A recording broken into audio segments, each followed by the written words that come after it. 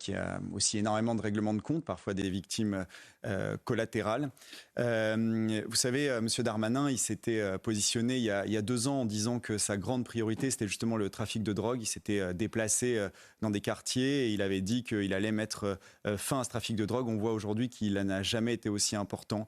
J'espère évidemment et je souhaite que ça fonctionne.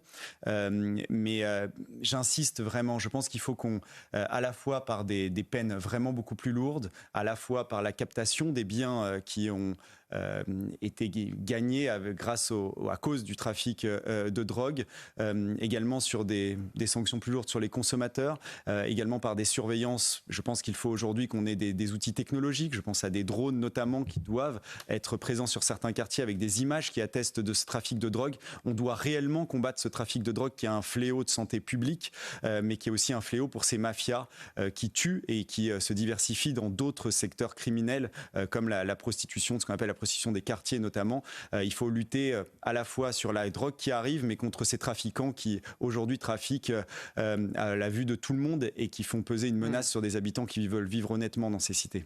Louis Laridon.